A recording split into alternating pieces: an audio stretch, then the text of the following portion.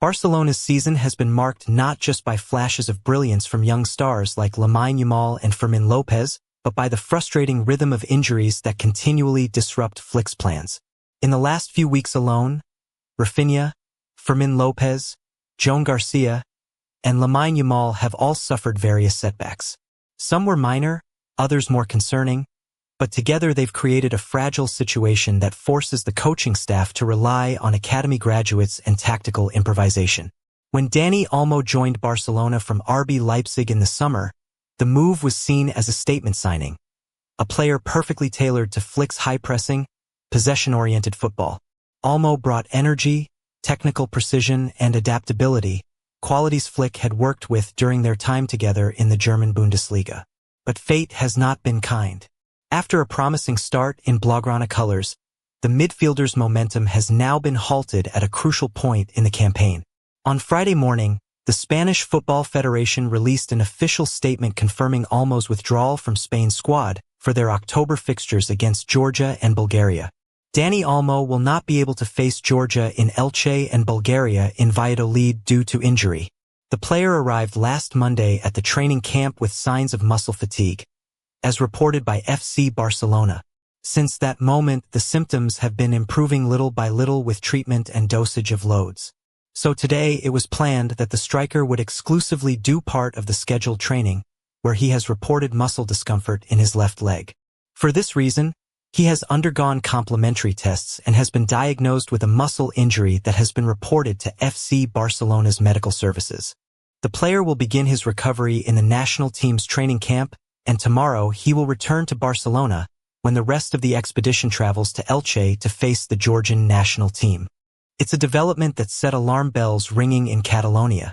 Olmo's inclusion in the national team camp had already been questioned by some in Barcelona's medical department, given the muscle fatigue he carried from club duties. Sources close to the club told Mundo Deportivo that the player's condition did not improve as quickly as expected, and despite cautious workload management, the discomfort persisted. By the time he attempted light training on Thursday, the pain in his left leg flared up again, and further tests confirmed what Barca feared most: a muscle injury that requires rest and rehabilitation. Barcelona are set to conduct their own medical tests at Ciutat Esportiva Joan Gamper early next week, once Olmo returns from Spain's camp. According to early reports, the injury is not severe, but the timeline is still tight. He is expected to miss the next two fixtures, against Girona in La Liga and Olympiacos in the Champions League, and his participation in El Clásico remains doubtful. If the recovery goes well, he could return to full training a few days before the Madrid clash, but Flick's staff are unlikely to take unnecessary risks. The German coach, known for his meticulous attention to player fitness, has been vocal about the need to manage muscle load carefully to avoid recurring injuries. We've seen in recent months how easily small issues become bigger ones when players are pushed too soon, Flick told reporters last week. Our goal is to have everyone available for the biggest games, but not at the expense of their long-term health. The medical staff are expected to reevaluate Olmo's progress by Thursday next week, after which a clearer timeline will emerge. But as things stand, optimism is gone. Since taking over at Barcelona, Flick has implemented a 4-2-3-1 structure built on positional rotations, fluid attacking interchanges, and high-intensity pressing. Dani Olmo plays a critical role as the central attacking midfielder, often drifting into half spaces, combining with the wingers, and dictating tempo between the lines. In Flick's ideal setup, the double pivot, typically De Jong and Pedri, provides stability, while Olmo connects midfield to attack. Without him, that link is disrupted. Barcelona lose one of their few midfielders who can receive under pressure, turn, and immediately progress play. In games where space is tight, such as El Clásico, those small moments of ball control can define outcomes.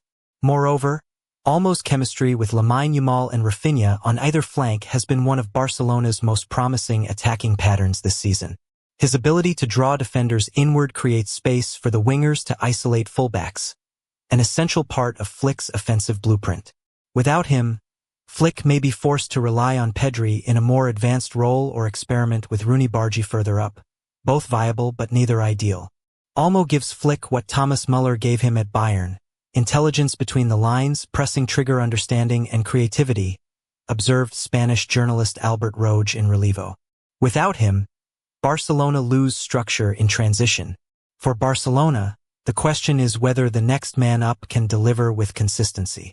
Fermín López, who has been one of the most energetic figures in Flick's side, is himself dealing with minor fitness issues. Raphinha's recovery is still ongoing, while Lamine Yamal has been managed carefully after signs of muscle overload. The key challenge for Flick lies in maintaining balance. Barcelona's midfield thrives on rhythm and chemistry, and constant reshuffling has prevented that from solidifying. As former Barcelona midfielder Gaizka Mendieta commented on Copa, Barcelona faced Girona and Olympiacos before traveling to Madrid. Both matches offer Flick a chance to fine-tune his tactics and test potential replacements for Olmo. Behind the scenes, the medical staff will work tirelessly to accelerate recovery, not only for Olmo, but for Raphinha and Fermín López as well. If even one of them returns in time, it could significantly alter the tactical picture. Training sessions at Ciutat Esportiva will focus on controlled intensity, sharpening the press, reinforcing defensive transitions, and ensuring fitness levels are optimal without risking overload. Flick knows that in El Clásico, pressing discipline and compactness will be decisive. In the meantime, the club's sports science department has been under review. Flick, known for his collaboration with medical teams during his time in Germany, is said to be introducing new monitoring protocols for player workload and muscle stress indicators. Still, the unpredictability of muscle injuries remains a coach's worst nightmare.